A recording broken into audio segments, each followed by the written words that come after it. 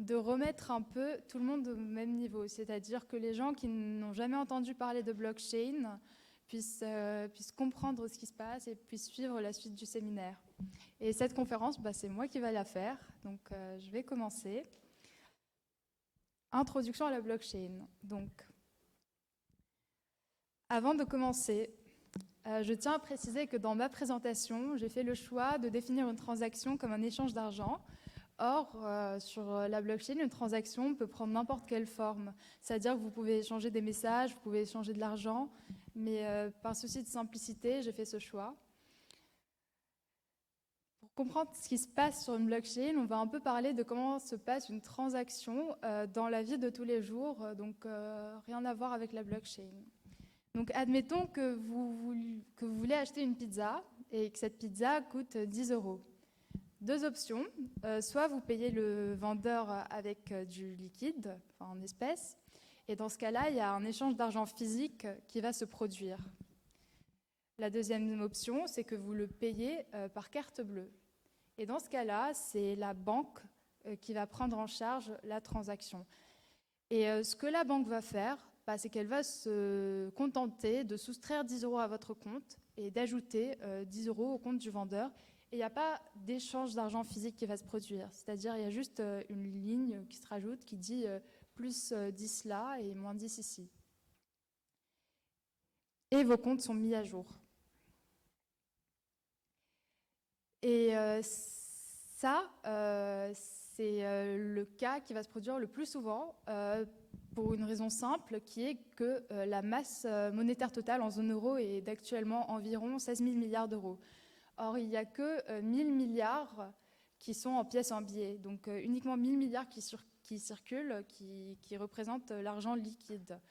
Et du coup, tout le reste, c'est les transactions que vous effectuez avec votre carte bleue ou via votre banque. Et ça représente plus de 90% de l'argent que l'on utilise. Et pourquoi je vous raconte tout ça ? Tout simplement pour vous dire que l'argent électronique, c'est quelque chose qu'on utilise tous. J'imagine que vous le savez. Et ce n'est pas quelque chose qui se limite à la blockchain parce qu'on a tendance à dire, oui, la blockchain, l'avènement de l'argent électronique, mais pas forcément. Enfin, l'argent électronique, c'est tout simplement ça, c'est payé par carte bleue. Sur la blockchain, il y a aussi des monnaies électroniques. Vous en connaissez certaines, peut-être le Bitcoin, l'Ethereum. Mais du coup, voilà, il faut juste savoir que l'argent électronique, ça représente aujourd'hui plus de 90% de l'argent qu'on utilise.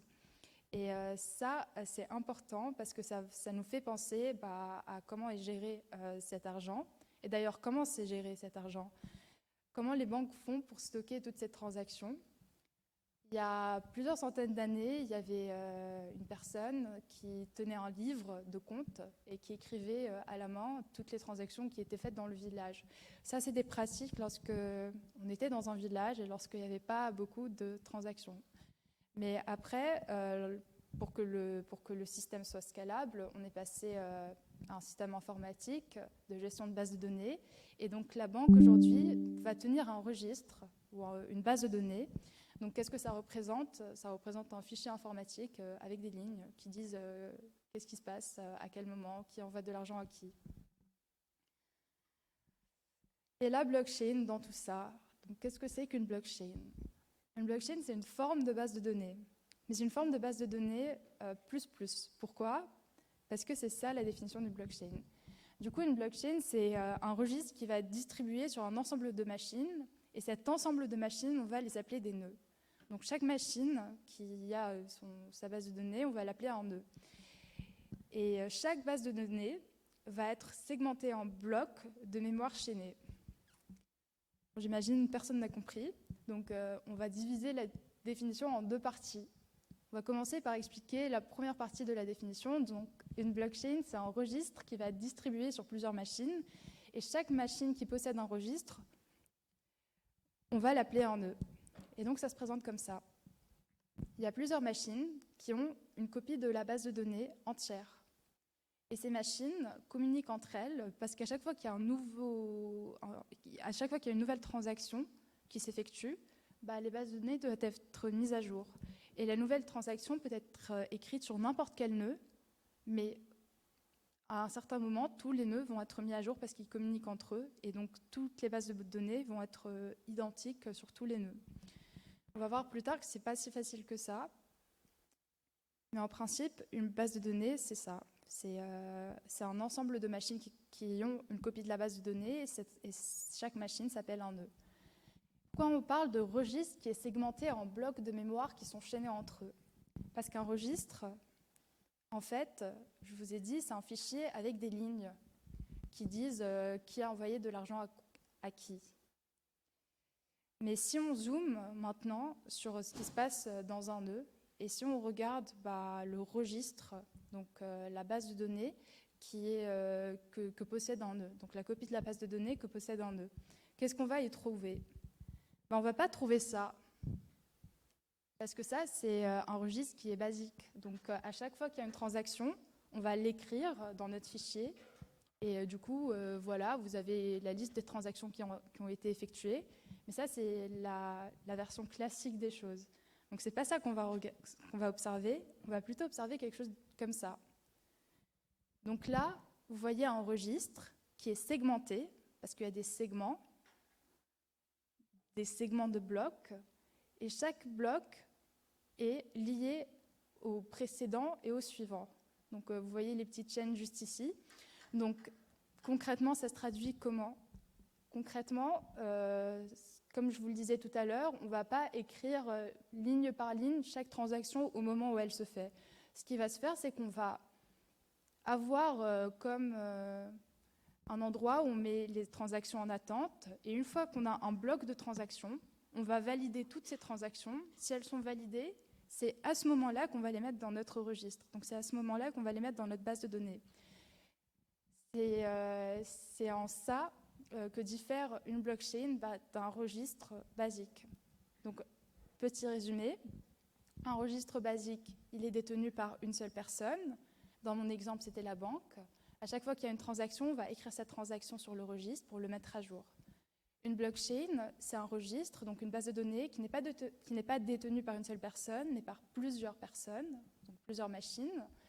Et les transactions ne sont pas écrites instantanément. Ce n'est pas à chaque fois que vous faites une transaction qu'on va l'inscrire sur la blockchain, donc sur la base de données. On va inscrire les transactions par bloc. On va stocker les transactions en attente. Une fois qu'elles sont validées, on va les écrire toutes d'un coup sur le bloc. Mais qui écrit ces transactions sur les blocs? C'est en partie vous. Et on va voir pourquoi. Et on va voir surtout comment. Parce que la blockchain se base sur deux technologies, le chiffrement asymétrique et la signature électronique. Donc toute personne qui effectue des transactions sur une blockchain a ce qu'on appelle une clé privée et une clé publique. Donc une clé privée, pour faire simple, c'est ce qui va vous permettre d'envoyer un message chiffré. Une clé publique, c'est ce qui va vous permettre de déchiffrer le message associé à la clé privée. On parle de chiffrement asymétrique parce que la clé avec laquelle on chiffre n'est pas la même clé avec laquelle on déchiffre. Donc ce n'est pas symétrique. On chiffre avec une clé, puis de façon asymétrique, on va déchiffrer avec une autre. On va voir plus en détail à quoi correspondent les clés privées et les clés publiques du coup. Imaginez que moi, je vais envoyer 10 bitcoins à Pierre-Antoine. Ce qui va se passer, c'est que je vais utiliser ma clé privée pour chiffrer ce message. Et une fois que ce message est chiffré, vu que j'ai signé ce message avec ma clé privée, il va être inscrit sur la blockchain. Bon, vous allez me dire non, c'est faux. Il va être mis en attente et une fois que le bloc de transaction dans lequel ta transaction existe va être validé, dans ce cas-là, ça va être inscrit sur la blockchain, mais bon, c'est pas grave, on ne va pas répéter ça à chaque fois. Donc, on va revoir ça vite fait. Donc, je vais chiffrer ma transaction avec ma clé privée. Et une fois que j'ai fait ma signature électronique, ma transaction va être inscrite sur la blockchain.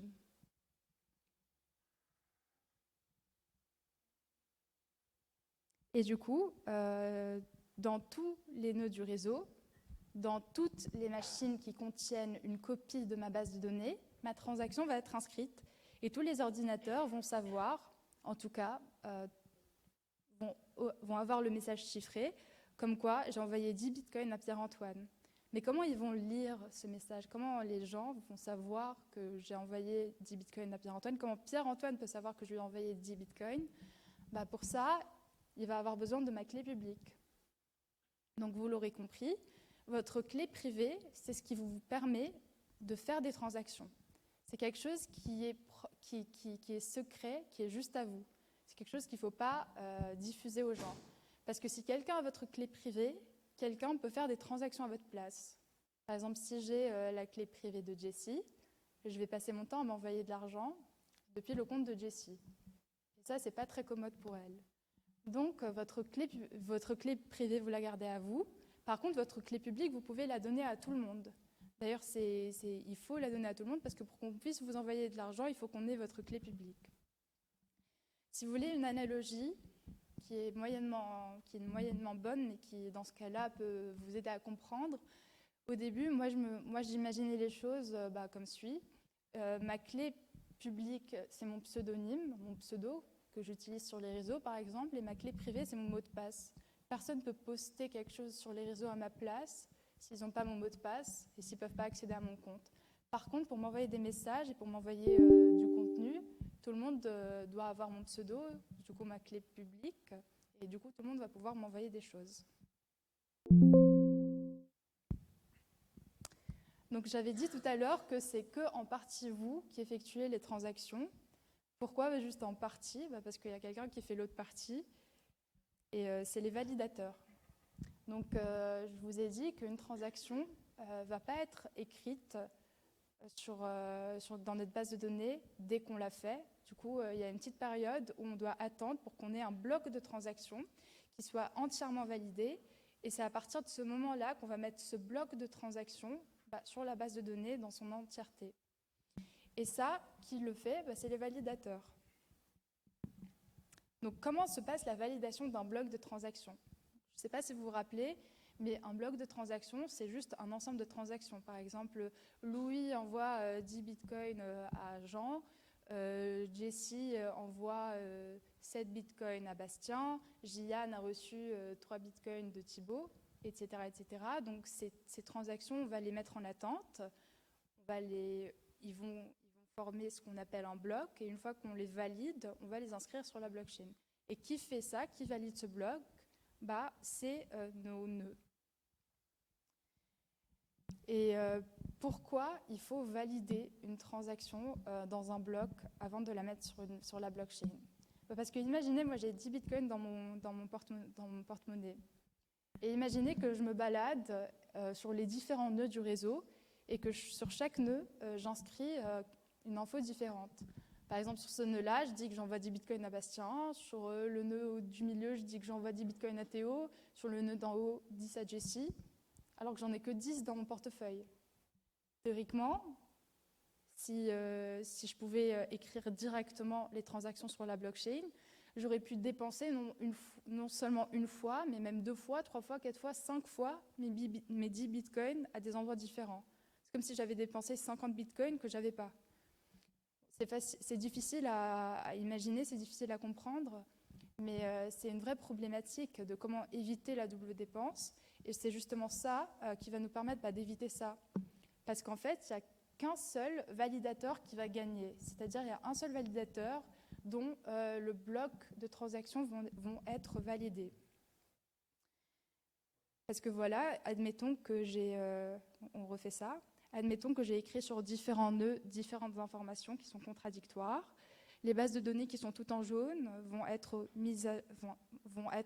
commencer à être un peu différentes parce que leur bloc en attente va être différent. Du coup, hop, leur bloc d'attente se met à jour. Et là, chaque bloc d'attente a des infos différentes par rapport à où j'ai dépensé mes 10 bitcoins. Mais attention, rien n'est écrit encore, tout est en attente. Du coup, les validateurs n'ont rien écrit encore sur la blockchain, donc rien n'a encore été dépensé. jusqu'à ce qu'un validateur gagne, jusqu'à ce qu'un validateur soit choisi pour mettre son bloc en attente sur la blockchain. Et dans ce cas-là, les autres validateurs, les autres nœuds du réseau vont laisser tomber leur bloc en attente et vont s'accorder sur la base de données du validateur qui a été choisi. Donc, ce que j'ai dépensé, c'est 10 bitcoins qui ont été reçus par Jessie, et tout le reste de mes transactions, elles n'ont pas été approuvées. Et ça m'évite de dépenser le même argent dans différents endroits. Mais là, la question naturelle qui va se poser, c'est comment on choisit les blocs qui sont validés.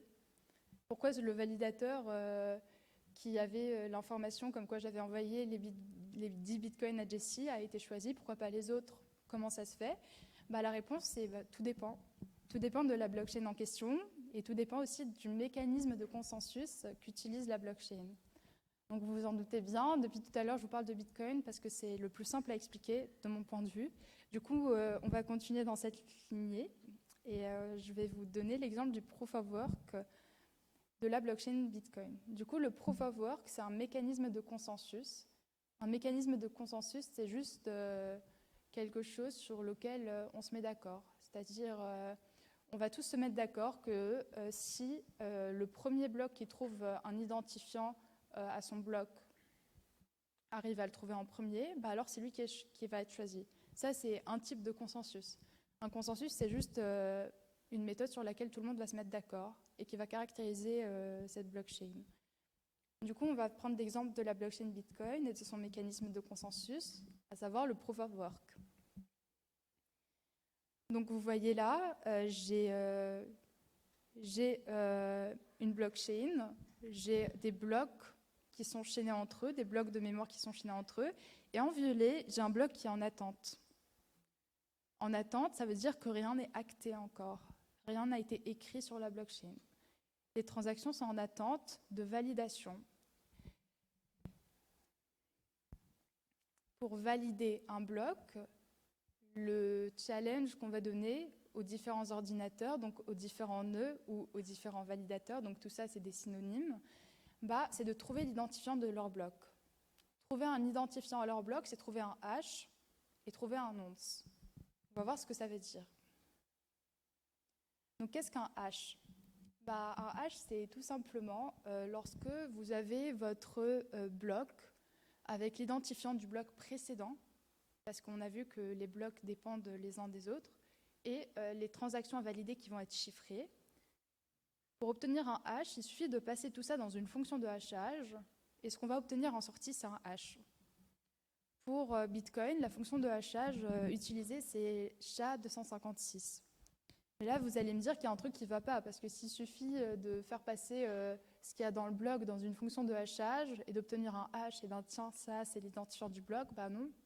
C'est trop facile, tout le monde peut le faire. C'est pour ça que tout à l'heure, je disais qu'en fait, il ne suffit pas juste de trouver le hash, il faut aussi trouver le nonce. Et ça, on va expliquer ce que ça veut dire. Mais avant, j'ai oublié de vous dire un truc. C'est une particularité du hachage. Par rapport au fichier précédent, j'avais un 5 qui se transformait en 6, en rouge ici. Et du coup, j'ai apporté une toute petite modification à mon bloc. Mais ça, une fois passé par la fonction de hachage, ça va se traduire par une énorme modification sur mon hash. Tout ça pour vous dire que si vous modifiez un tout petit truc dans votre bloc, ça va modifier drastiquement votre fonction de hachage. Et vous allez avoir un hash qui est complètement différent. Donc ça, il faut absolument le retenir pour la suite. De retour à l'identifiant de mon bloc. On s'est dit que demander juste un hash, c'était trop facile. Il fallait rendre la chose un tout petit peu plus compliquée. Et c'est pour ça qu'on va rajouter un nonce. Un nonce, je ne vais pas rentrer dans l'explication de ce que c'est trop long et ça va faire beaucoup d'infos. Mais juste, dites-vous que c'est un identifiant qui va être ajouté à la fin du bloc. Par contre, personne ne le connaît. Donc pour vous résumer le problème, on a l'identifiant du bloc précédent. On a les transactions à valider, on connaît la fonction de hachage, on connaît le hash qu'on est censé avoir en sortie, mais on ne connaît pas le nonce. Du coup, là, tout le challenge, c'est juste de trouver le nonce. Et quelle est la méthode pour faire ça? Il n'y en a pas. Pour trouver le nonce, il faut juste procéder avec la méthode du bourrin. Tester. C'est comme si vous voulez forcer l'entrée dans un immeuble et vous testiez tous les codes possibles et imaginables jusqu'à ce que vous trouviez un qui colle. Et lorsque vous trouvez un qui colle, vous avez tout gagné. Si vous êtes le premier à l'avoir trouvé, si vous êtes le premier à avoir trouvé le hash et le nonce qui constituent l'identifiant de votre bloc, du coup vous êtes choisi et c'est vos transactions qui vont être validées. Et donc c'est ça un peu le principe de la blockchain. Ça fait beaucoup d'informations, mais pour résumer, une blockchain, c'est un registre qui va être tenu par plusieurs ordinateurs. Tous ces ordinateurs ont une copie identique de ce registre. Les transactions qui vont être écrites sur les différents nœuds, donc les différents ordinateurs, ne sont pas les mêmes partout. Et pour savoir quelles transactions vont être updatées sur la base de données, on va donner un espèce de défi au validateur qui est celui de trouver l'identifiant de leur bloc. Le premier validateur qui trouve l'identifiant de son bloc gagne. C'est ces transactions qui sont inscrites dans la blockchain. Donc c'est ce bloc qui va rentrer sur ma feuille et qui va être enchaîné au reste, et ainsi de suite. Pourquoi ils sont enchaînés? Juste ça, il ne faut pas que j'oublie de le dire. Mais parce que, comme vous le voyez, dans un bloc à valider, il y a forcément l'identifiant du bloc précédent. Et l'identifiant du bloc, qui est juste ici, forcément dans le bloc futur, dans l'entête, on va avoir l'identifiant de ce bloc-là. C'est-à-dire que tous les blocs contiennent en en-tête l'identifiant du bloc précédent et tous les blocs déterminent l'identifiant du bloc qui va venir après. Donc si jamais vous voulez changer quelque chose dans un bloc qui est au milieu, c'est quasi impossible parce que ça va changer tout ce qui va être après et tout ce qui fut avant. Donc pour changer un bloc sur une blockchain, vous changez tous les blocs en fait. Et pour pouvoir le faire, il faut avoir plus de la moitié de la puissance de calcul de tous les ordinateurs qui sont dans le réseau. On l'appelle la règle du 51%. Et c'est un peu une preuve, entre guillemets, de la résilience de cette technologie, c'est-à-dire que c'est quand même difficile, je ne vais pas me prononcer et dire impossible, mais c'est quand même très très très difficile pour une personne random de hacker une blockchain ou de changer les transactions ou de voler ou de faire quelque chose de malveillant parce que c'est beaucoup de puissance de calcul à mobiliser et peu de gens ont toute cette puissance de calcul. Merci beaucoup et si vous avez des questions, vous pouvez les poser.